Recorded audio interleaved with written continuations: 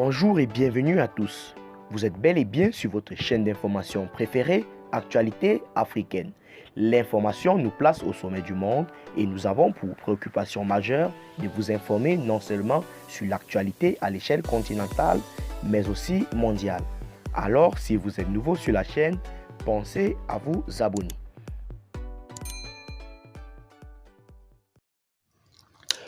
Et bien les amis, avant de commencer, nous tenons à rappeler que les informations que nous partageons ne sont pas ces informations à but de créer une quelconque zizanie entre vous, les peuples du territoire malien. De ce fait, n'est-ce pas, nous vous exhortons et nous vous prions à être polis et surtout très pour toi dans les commentaires. Néanmoins, les informations que nous partageons ne sont pas... Les photos que nous utilisons sont à but illustratoire. De ce fait, n'est-ce pas, nous vous prions à être polis dans les commentaires. Si vous êtes scotché, l'on peut commencer.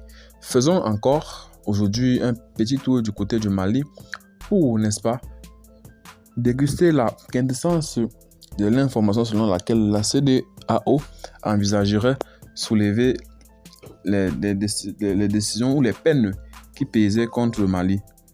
Ceci étant donc, voici le communiqué de presse. Alors, la communauté économique des États de l'Afrique de l'Ouest CEDEAO envisage de lever les sanctions contre le Mali si un compromis est trouvé sur la durée de transition. En effet, alors que la CEDEAO avait rejeté une transition de 24 mois proposée par les autorités de la transition malienne, elle a par la suite, lors d'un sommet extraordinaire le vendredi 25 mars à Accra, au Ghana, proposé une transition de 12 à 16 mois en plus des 2 années déjà écoulées, afin d'organiser des élections et parvenir à la levée des sanctions contre le pays. Même si l'embargo imposé au Mali le 9 janvier est toujours en place, la conférence des chefs d'État ouvre la porte au dialogue pour parvenir rapidement à un accord. À ce titre, l'organisation enverra à nouveau son émissaire, l'ancien président nigérian Goodluck Jonathan, pour finaliser les discussions avec les autorités de transition sur le calendrier. Si les deux parties parviennent à s'entendre sur la durée de transition, ce qui est encore possible, une levée des sanctions sera décidée rapidement. Alors, les prochains jours pourraient être donc décisifs dans les relations entre le Mali et la CEDEAO, mais plusieurs observateurs misent sur le fait que les deux protagonistes pourraient finir par s'entendre sur une période de 18 mois pour la transition.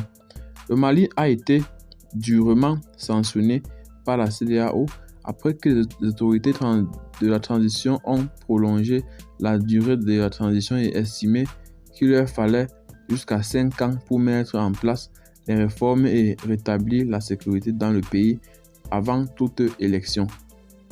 Enfin, les frontières de l'organisation lui ont été fermées et Bamako a été mis sous l'embargo commercial avec ses comptes gelés. C'est dans l'espace sur ce thème que nous mettons fin à cette petite minute d'information. Abonnez-vous à la chaîne si vous n'êtes pas encore. Partagez la vidéo surtout si vous l'avez trouvée intéressante et abonnez-vous pour ne rater aucune de nos prochaines vidéos. Déjà que vous informez à l'échelle continentale, mondiale, voire internationale est notre souci et préoccupation majeure. Bye bye.